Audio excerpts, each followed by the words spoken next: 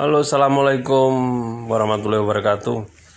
Salam jumpa lagi kepada saudara-saudaraku semua petani pisang dan dimanapun Anda berada.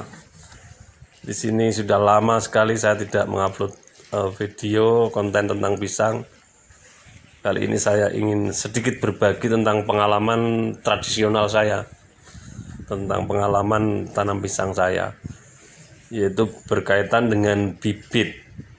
Ada beberapa kelebihan bibit dongkelan dan ada beberapa kelebihan juga bibit polybag. Kalau untuk dongkelan tentunya kelebihannya dia sudah pasti itu sama dengan induknya. Jadi indukannya, kalau indukannya Cavendish itu sudah jelas pasti lebih terjamin keasliannya. Kemudian yang kedua, kalau bibit dongkelan ini begitu ditanam 3-4 bulan kita sudah banyak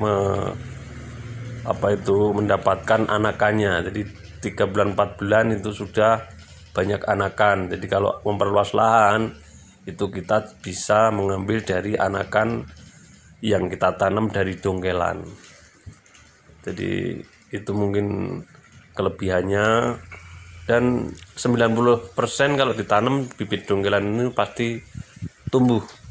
Kalau dari bibit yang ditanam tidak tumbuh, itu sudah pasti dia akan tumbuh anakan baru karena bonggolnya itu sudah besar, dan dari bonggol dongkelan itu sudah muncul tunas-tunas yang dari induknya. Jadi begitu tanam itu sudah ada tunasnya. Jadi kalau induknya yang ditanam baru itu tidak tumbuh, dia pasti tumbuh anakan yang baru. Nah, mungkin itu kelebihannya